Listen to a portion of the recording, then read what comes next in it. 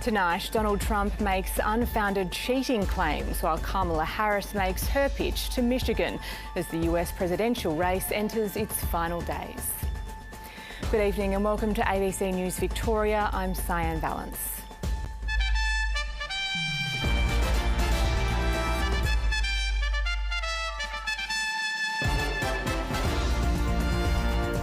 Also tonight, Labor's promise to wipe $16 billion from student debts labelled unfair by the Coalition. Teenagers arrested after a wild police chase through Melbourne suburbs. And to the winners, the spoils. Stars of Melbourne Cup's past prepare to add another name to their exclusive club.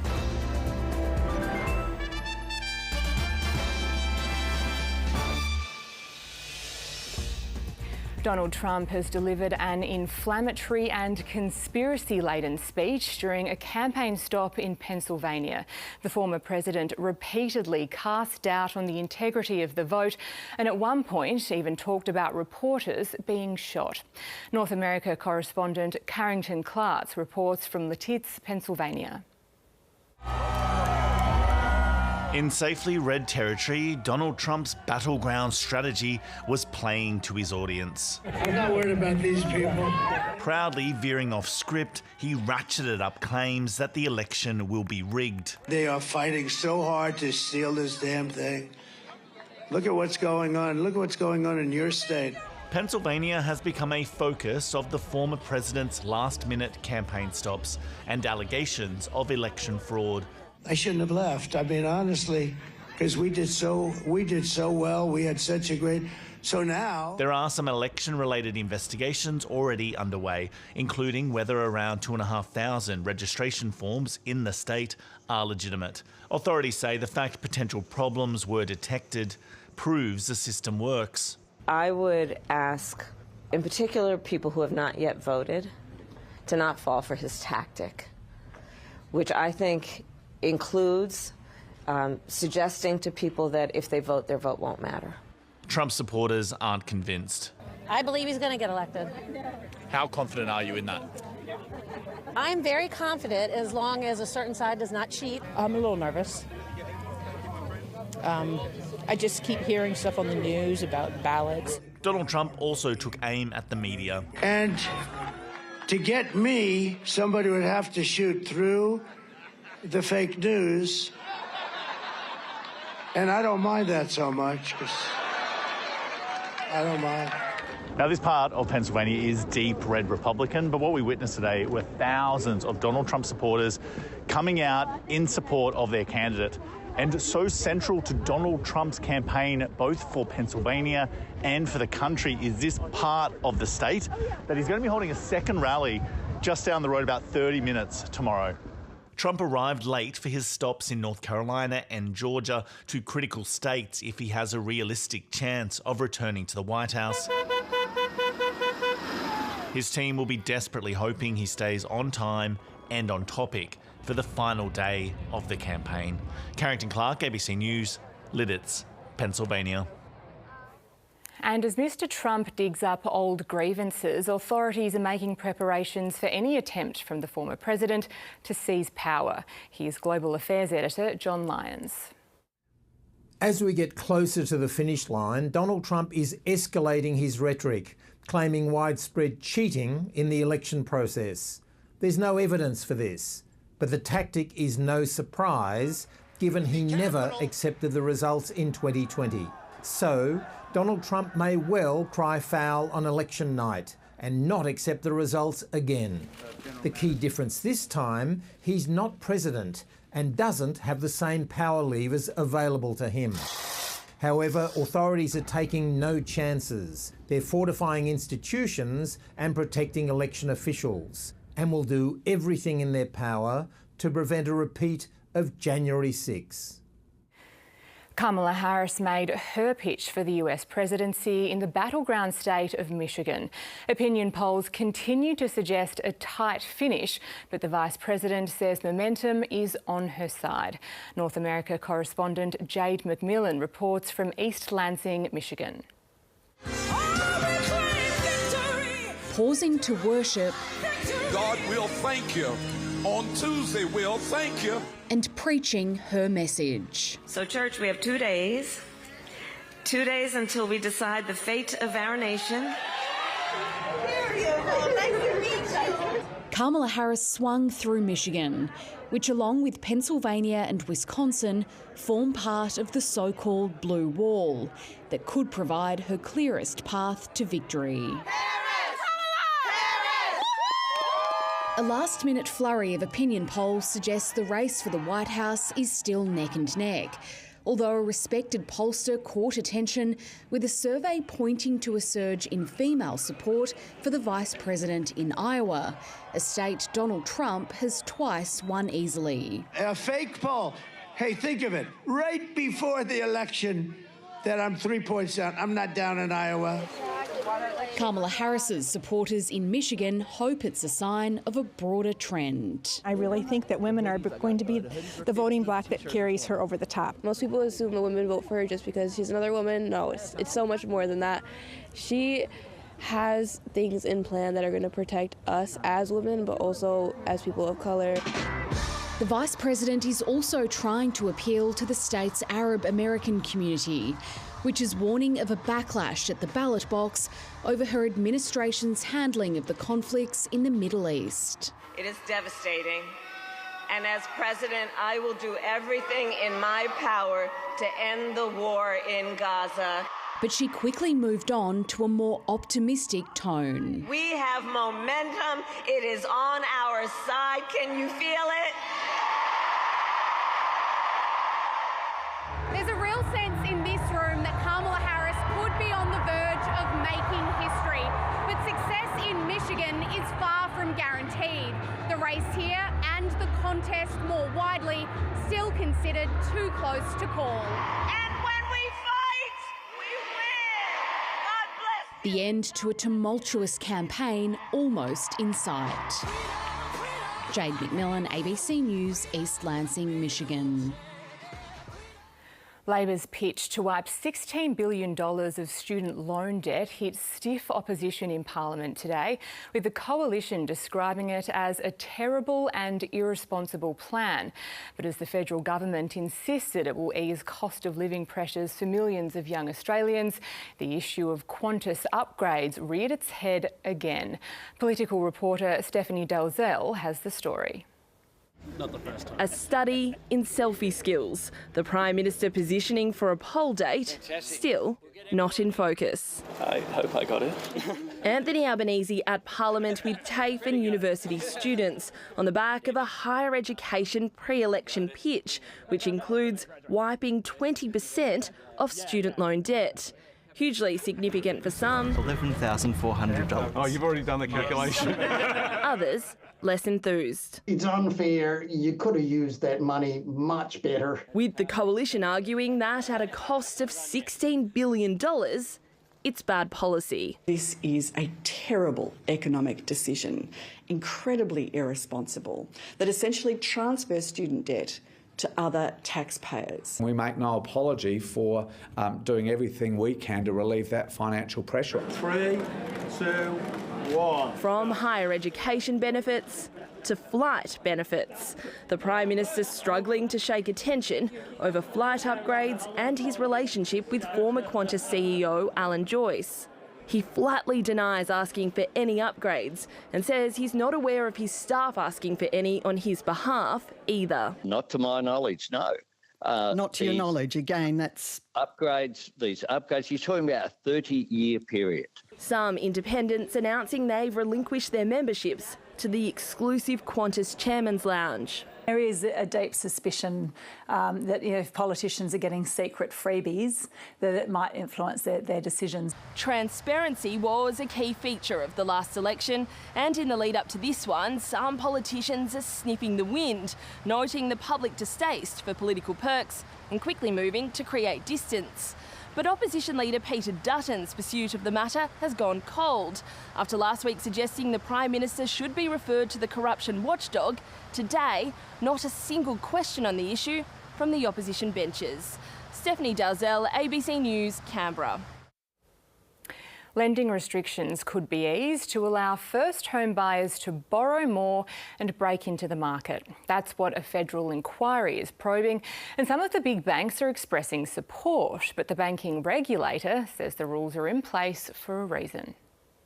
Okay, sounds good. Well, for first home buyers like Cassie McLaren, breaking into the property market is getting harder. The lending criteria right now is extremely stringent. I feel like there are so many things that we can't possibly meet. Lenders must apply a serviceability buffer to mortgages. Currently, that's 3%, meaning the lender has to test a person's ability to repay the loan at 3% above the variable rate they're being offered. But the politician heading a Senate inquiry into home ownership says it's time to lower that buffer. Well, the Australian dream is falling out of reach for millennials and for Gen Zs. One of the reasons is that the lending laws are very rigid and blunt. Some of Australia's big banks, including ANZ and National Australia Bank, as well as the big bank lobby group, also want changes. Current obligations for assessing a first home buyer's serviceability don't account for their stronger income growth potential compared to other borrowers. Reducing the buffer will boost the profits of banks and their lending while piling up risk and hazard for some of the most vulnerable people looking for buying a house in the Australian community. The nation's banking regulator, APRA, also wants the buffer to stay where it is. It told the Senate inquiry that Australian households already hold a lot of debt compared to what they earn, and the buffer is there to protect financial stability. Go get it. Cassie's parents are helping her with a deposit to get on the property ladder, but other first home buyers might not be so fortunate. Nassim Khadem, ABC News. Israeli airstrikes have killed at least 31 people in Gaza, according to Palestinian medics. In Khan Yunis, in southern Gaza, a single strike left 8 Palestinians dead, including 4 children. Another 13 people were killed in the north, where Israel's military says it wants to prevent a regrouping of the militant group Hamas. Gazan health authorities say the military offensive over the weekend interrupted efforts to vaccinate thousands of children against polio, claiming a clinic was struck by an Israeli drone.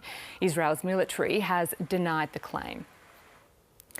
The King and Queen of Spain have been pelted with mud by angry protesters during a visit to flood-ravaged parts of the country.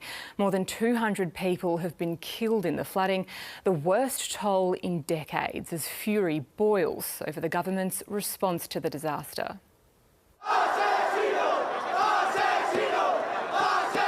Chants of murderer, murderer greet this official tour of devastated Paya Porta. Don't protect him, they are killing us. More than 60 people died here, making it one of the hardest hit districts of Valencia.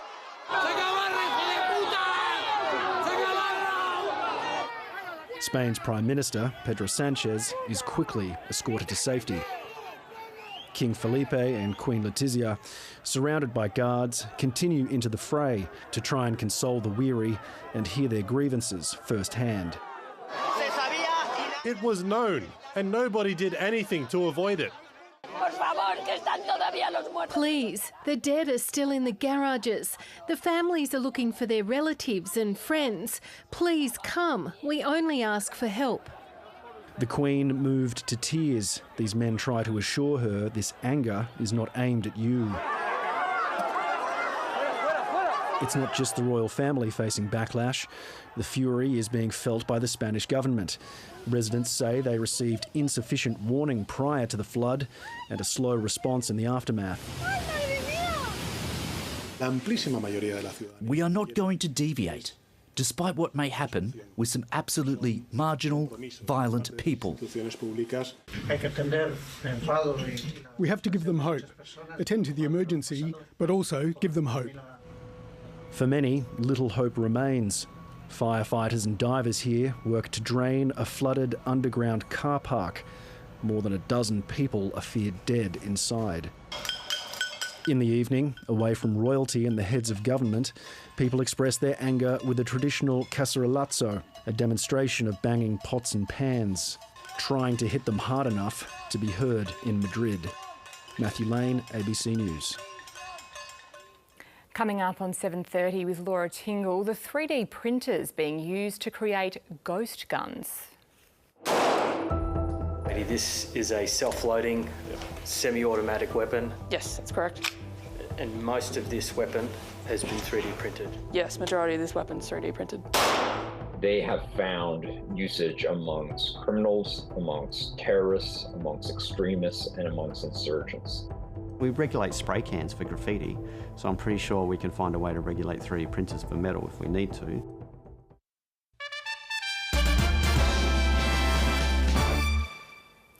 Police have arrested 6 teenagers who allegedly took a stolen luxury vehicle on a high-speed pursuit through Melbourne's southeast shortly before dawn this morning.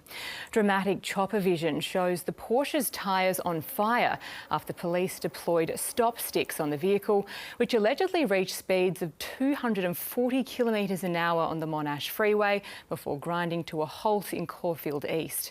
6 people scrambled from the car, including a 16-year-old Glen Iris boy allegedly behind the wheel, whose charges include driving unlicensed and flouting bail conditions. A 15-year-old boy from Dingley Village was charged with motor vehicle theft, while 4 14-year-old girls were released with a caution. The final hearings of the coronial inquest into the suspected death of William Tyrrell have begun, examining a new theory that his foster mother covered up his accidental death. This week, the coroner will finally hear whether police have any evidence against her. She's always denied any involvement in his disappearance. More than a decade after William Tyrrell was last seen, the inquest into his suspected death resumed once again, this time putting his foster mother in the spotlight.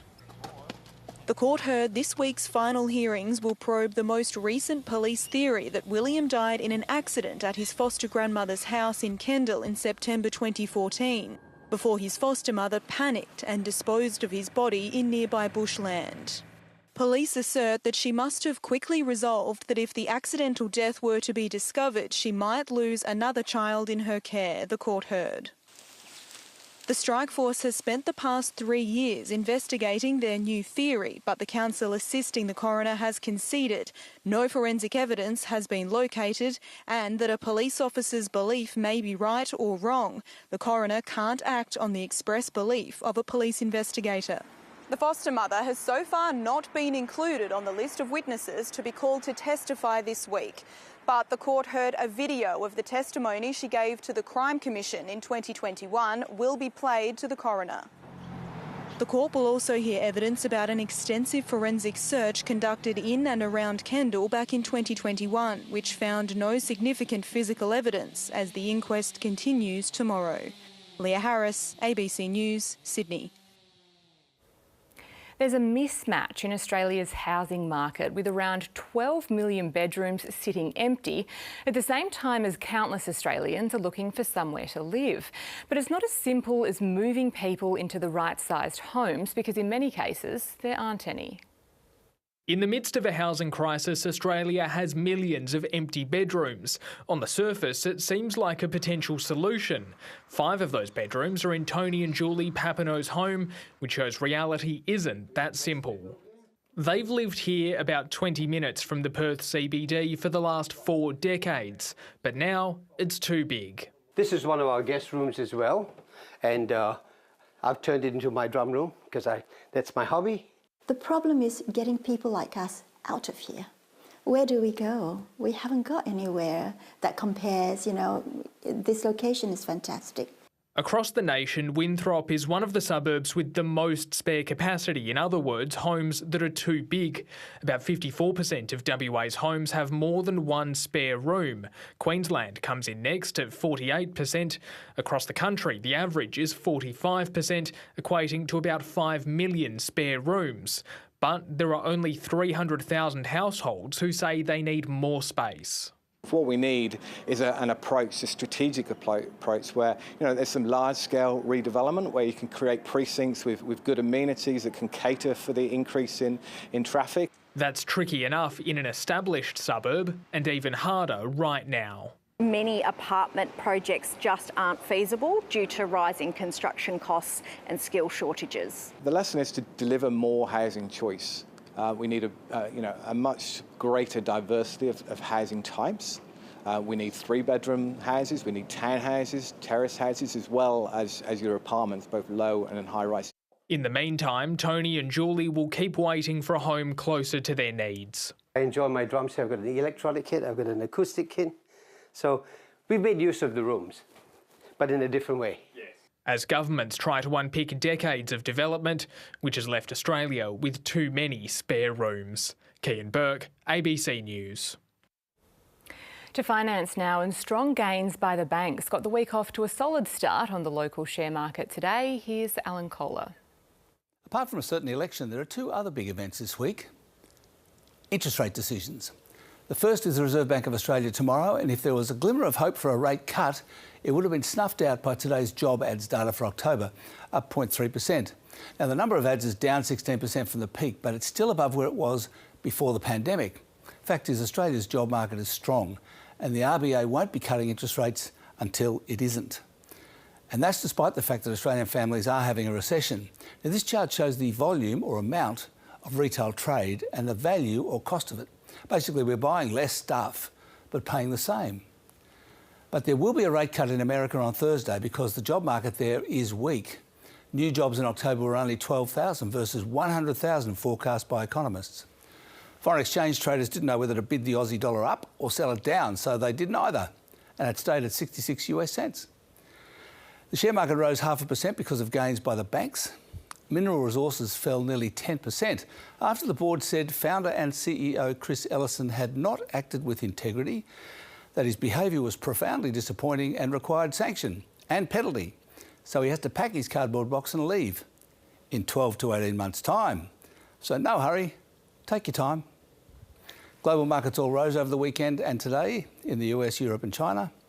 And on commodity markets, oil, iron ore and gold fell while base metals went up. And that's finance.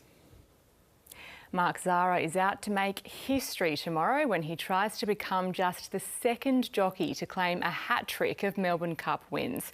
But it's a tough ask, with champion trainer Chris Waller having 5 runners in the event, which for the first time will feature 4 female riders. 164 years of a well-known story. A race that you'll be asked, have you won the Melbourne Cup for the rest of your life? A parade of champions from Brew to Prince of Penzance, names etched in the history of the Melbourne Cup, but none more so than the great 3-time winner Makybe Diva. Tomorrow, Mark Zahra will hope to become the second jockey to win the Cup 3 years in a row, having won in 2022 on Gold Trip and then last year on Without a Fight.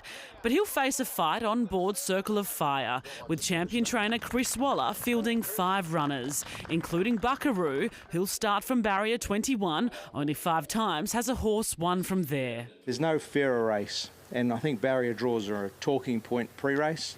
The local contingent might have the hometown advantage, but you only need to look as far as the travelling media to see the international attraction is just as strong. Well, it's one of the world's most famous races, and if I can get one of those under my belt before I die, that wouldn't be too bad. Holly Doyle landing in Melbourne this afternoon and will ride her luck from barrier 1, just as Michelle Payne did when she became the first ever female winner. But Winona Constant has other plans. I won't settle for second and third. I just want the win out there. The pair are 2 of the 4 females making history before the race even starts. We're just the same as everyone now. They're not male or female. We're all just jockeys. It's empty today as ground staff work tirelessly to put the final touches on Flemington. But come tomorrow, more than 90,000 people will flock here to watch the great race that stops the nation. And as old as the event is, some things never change. Kerrin McAvoy is just one of them, chasing his 4th win 6 years after his last. I think Absurd's got a great chance. He's travelled out well, and it's a really open race this year. Alexia Pesce, ABC News. Australia is chasing 204 for victory against Pakistan after Mitchell Starc led an impressive bowling display in the first one-day international at the MCG. Starc struck early, removing both Pakistan openers as he finished with 3 for 33 from his 10 overs. Pat Cummins and Adam Zampa each claimed 2 wickets. Tail ender Naseem Shah added some respectability to the tourist total, scoring 40 from 39 balls before he was the last wicket to fall. The teams will play 3 50 50-over games before moving to a T20 series. Max Verstappen has moved closer to a fourth straight Formula One World Championship after winning a dramatic Grand Prix in Sao Paulo. Verstappen's championship rival Lando Norris was on pole position but finished sixth and is 62 points behind Verstappen with 3 races remaining. Australia's Oscar Piastri finished 8th. German Nico Hülkenberg was disqualified for receiving assistance from marshals before rejoining the race.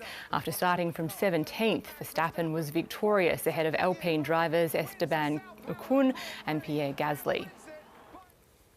The Sydney Marathon has been added to the list of the World Marathon Majors series, joining the likes of Boston, Berlin, London and Tokyo. Marathon organisers have been in it for the long run, lobbying for years to get the race added as a major. Then just over here. It's official. The 7th Marathon Major right here in Sydney, the best city in the world. Of course we should be ranked with those other international cities. From next year, Sydney's marathon will be in an elite club made up of Boston, Chicago, London, Berlin, Tokyo and New York, which hosted the most recent World Marathon last night. Recognition for this beautiful marathon course, the most beautiful marathon course in the world, and it'll be beamed around the world. Organisers had to tick off 104 separate criteria in a 3-year bidding process to win over the World Marathon organisers. The Premier says the event will be a great ad for Sydney, but he won't say how much it will cost. Look, much of it is in kind, street closures, the support of New South Wales government agencies. The New South Wales government estimates the Sydney Marathon will bring in around $73 million to the state's economy over 3 years. This year, 25,000 people ran the marathon, but as of next year, when it's on the world circuit, they're expecting 33,000 people, including some of the world's best.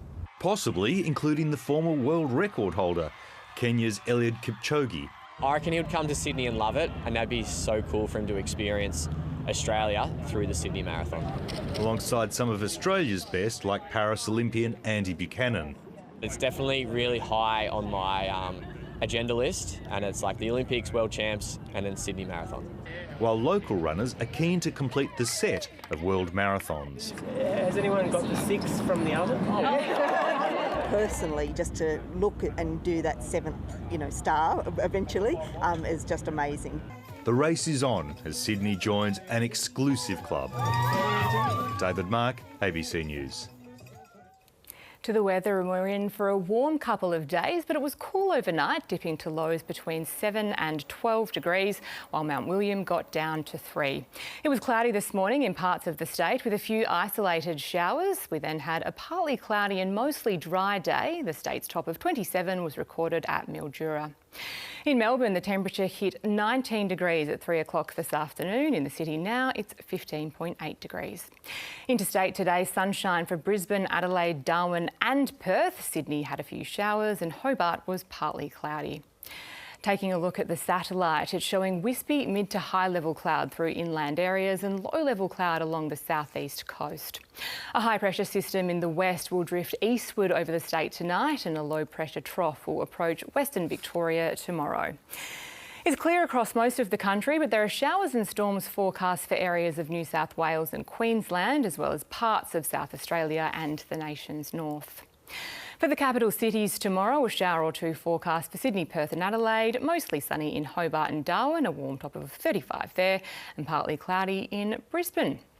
Back home, it'll be dry, warm and mostly sunny, and there could be some storms in the far northwest during the afternoon. In the east, there'll be patchy morning fog near and south of the ranges. Temperatures will be above average with light northerly winds. On the bay, 10-knot variable winds will turn southeasterly in the late afternoon, then get up to 15 knots, waves below 1 metre. For Melbourne, take your sunscreen if you're heading to Flemington, and maybe go a hat over a fascinator. Prime racing conditions, sunny with a top of 26. And looking ahead, Wednesday could be the hottest day since summer. We're expecting a very warm top of 33 degrees, but it cools down to 22 degrees on Thursday with some possible showers. Friday, Saturday and Sunday may feel a little bit like Groundhog Day. It's going to be partly cloudy and 20 degrees on each of those days before a sunny 25-degree day next Monday. And that's it for this evening's bulletin. Stay with us now for 7:30 with Laura Tingle.